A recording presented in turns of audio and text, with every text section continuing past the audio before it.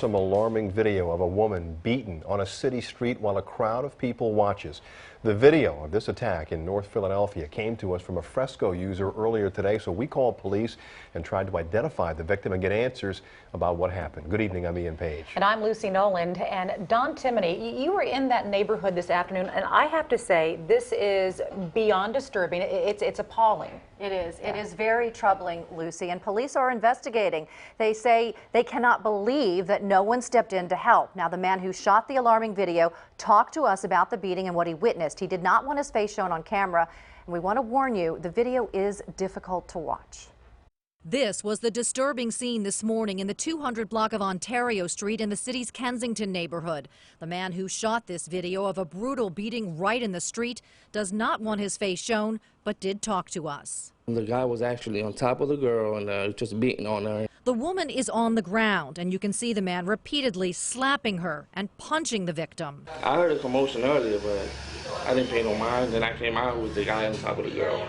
The witness who shot the video says the beating went on for some time. He says maybe 20 to 30 minutes. Did anybody try to help the woman? No one.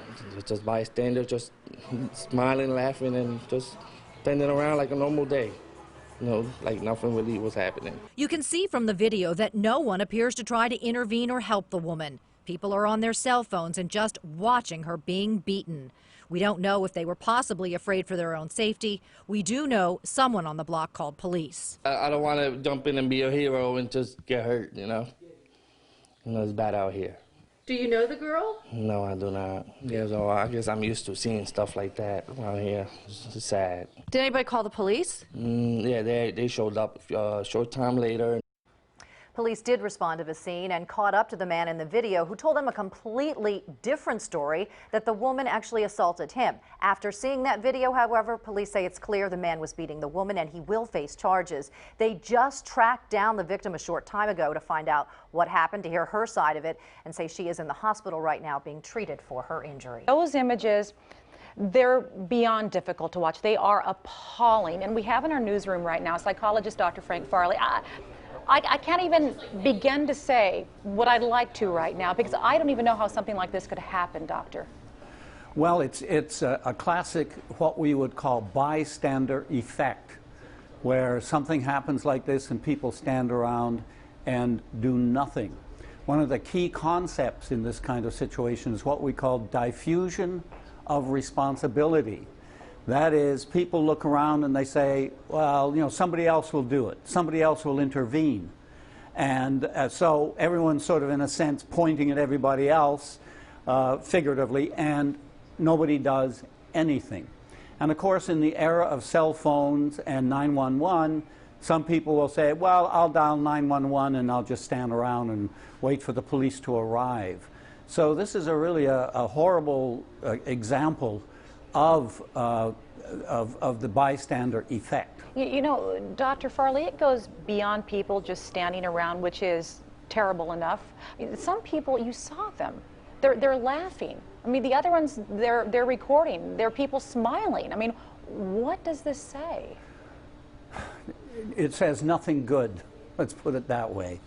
Were people mistaking this as just an act, or that it was not serious? Oh, clearly it wasn't from the video, though. I mean, of course. She was getting the living daylights beat out of her. She's in the hospital.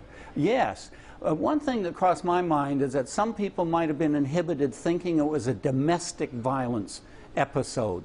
And people are very reluctant to get involved in domestic violence situations. We know that police, you know, worry about domestic violence whenever they have to deal with it, because people can get so extreme under those conditions. But standing around and laughing, you know, one of the things that concerns me is that we see a lot of stuff in television and elsewhere and online of this kind of negative behavior. And do we kind of end up treating it as entertainment? I hope not. But, you know, we have so much violence in our lives and in this society. Are we just looking at it as we would a movie or show of some sort? Yeah, well, you know, violence is part of the human condition. We can go back to the Coliseum days for that, right? But you wonder about the guy who beat this woman. I mean, clearly beat this woman. daylight, right? People all around him, people driving by. He hears the people laughing. He hears everything going on. You wonder what else he is capable of. Clearly, he did not care about who saw what he was doing. Yes. Is he the kind of person who would just get a gun, for example, and walk into a place and shoot it up and wouldn't care about being observed? And that's another thing about the bystander effect in 21st century America. We have so many guns that some people are going to be reluctant to intervene, thinking that guy might have a gun, and then things really get bad. So, you know, one of the things we need are heroes. And here are a couple of the things that we need in our heroes. We need risk takers, someone willing to take a risk under those conditions. And the second thing is a kind of feeling of empathy for the victim. You know, you've got to feel something for the victim. And it looks like some of these people felt nothing for the victim. Yeah, well, I'm sick to my stomach over it all. And, you know, I'll tell you, Dr. Farley, the police have told us that they are also appalled that no one tried to help this woman. I thank you so much for your reflections, and thank you for being with us. You're welcome. All right, developing right now at 6. People just stand by. Some even laugh as a man beats a woman. Hard to watch. Doesn't even begin to describe this assault. The reaction is just amazing. The video from North Philadelphia came to us from a Fresco user today. We called police immediately. We wanted to try and figure out who the victim is and get some answers about the video. Our Dawn Timothy went to that neighborhood after this happened. Dawn, what do we know tonight? Well, Ian and Lucy, we know the victim is in the hospital tonight being treated for her injuries. Police tell us the man actually flagged police down when they responded, saying that he was the victim. Investigators say it's clear from the video that's not the case. And we want to warn you, it is difficult to watch. This was the disturbing scene this morning on the 200 block of East Ontario Street in the city's Kensington neighborhood.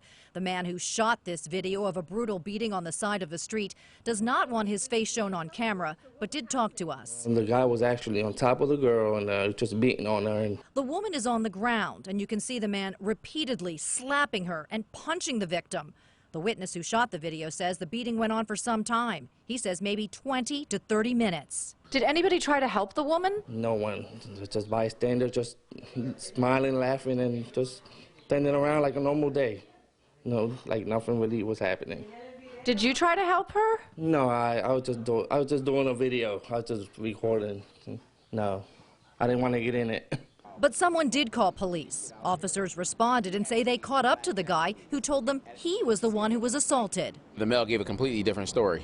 So it's a good thing that this video surfaced and was sent to us, because we sent police back out there. Lieutenant John Stanford says the video, however, is very disturbing and says the fact that no one stepped in to help is equally appalling. There's at least 10 individuals that are standing around watching this, approximately 5 males that are watching this, and no one is intervening in a female being beat this way in the middle of the day. We don't know why no one jumped in and whether they feared for their own safety, as the man who shot the video tells us he did. I don't want to jump in and be a hero and just get hurt, you know.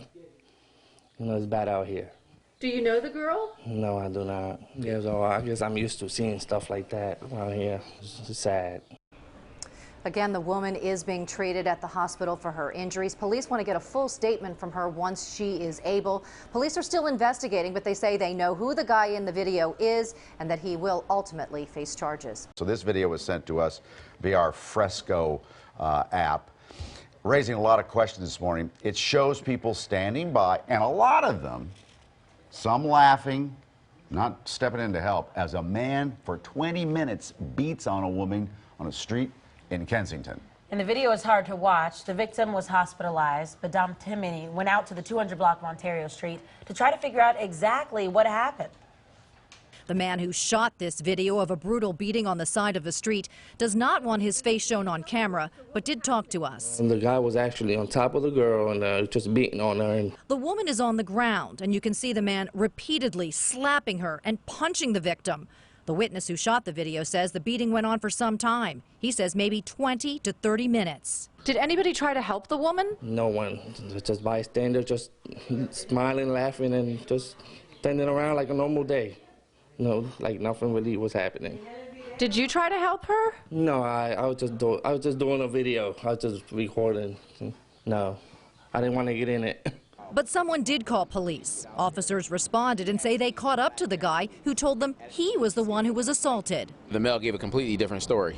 So it's a good thing that this video surfaced and was sent to us, because we sent police back out there. Lieutenant John Stanford says the video, however, is very disturbing and says the fact that no one stepped in to help is equally appalling. There's at least 10 individuals that are standing around watching this, approximately 5 males that are watching this, and no one is intervening in a female being beat this way in the middle of the day. We don't know why no one jumped in and whether they feared for their own safety, as the man who shot the video tells us he did. I don't want to jump in and be a hero and just get hurt, you know.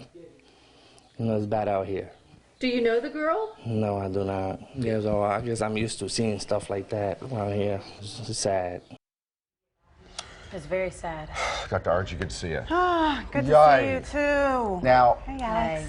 I understand people being afraid, but there were so many adult males there that if you just got 4 or 5 of us together and rushed the dude and knock him over, that didn't even happen. Yeah, you know what? There's this thing called bystander effect, which I think is very prominent when there are more than one person around bearing witness to violence. What is it? A bystander effect? Bystander effect, yeah. So the more people are in a group, the less apt there is a chance for the person to step in. Is it because you pass the responsibility, like, oh, there's these other people, maybe they'll go in? Yeah, or people feel like there's shared responsibility, so I don't have to take the initiative to do that. But also, people feel like, if I step in, am I making the right decision or the wrong decision? How about if one guy makes a move to help? Do you think the other ones then would have the bystander effect of helping, maybe? Could be. It could be. You know, it's sort of a connection with one person doing one thing and then we all jump in.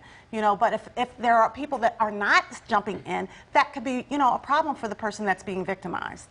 And I know someone else, because we've been showing this video and talking about this morning, they said, well, what if they have a gun? Or what if it could have gotten worse? Somebody could have came out to, you know, fight you off. I call it the fear factor. People fear retaliation, or they feel like if they step in, there's something that's going to happen to them. And so they step back. Now, they did say that somebody called the police, but you don't know who did that and how long it took, because this happened for 20 minutes.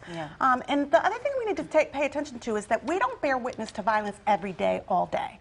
But in communities where there feels like there's no hope, or where people are desensitized to violence, oftentimes this is what they're seeing. It's their norm. I think we're seeing that certainly in this country by now.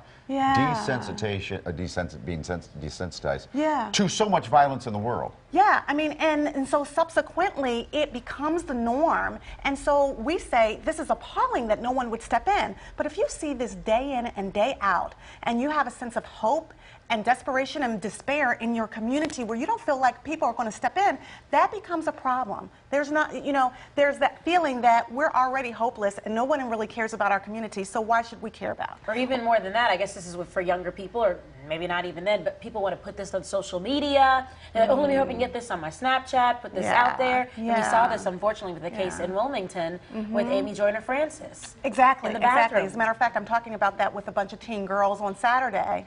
Uniquely You Summit is dealing with how do we talk to children, young people, about the ways in which you can create a movement for helping versus, you know, sort of creating more and more violence in these environments. But we have to think about the rage that these people are under. They're feeling like they're under attack many times, and there's a sense of rage. And so subsequently, if people have been disenfranchised and they've been discriminated against, they don't feel like there's nobody going to step in for them. I think the majority of those people were just scared. Like I said, this was going on a long time ago. Back in 1964, it was the case of Kathy Kitty Genovese, and what was she? There were 38 people that were watching out of their apartment buildings in Manhattan. Now, did you say you have a picture of her, Brian? There you go. There she was, raped and murdered in front of 38 people. Where were the police? Well, only one woman ultimately ended up calling police, but they heard her. They heard it happening in the alley. No one went out to help. But you remember years ago, community policing meant that police were walking around and they knew everybody in the community. And so you didn't have to wait for 20 minutes to call the police. They were already there, and they had a relationship. Good to see you, Doctor. Yeah, good to see you, too.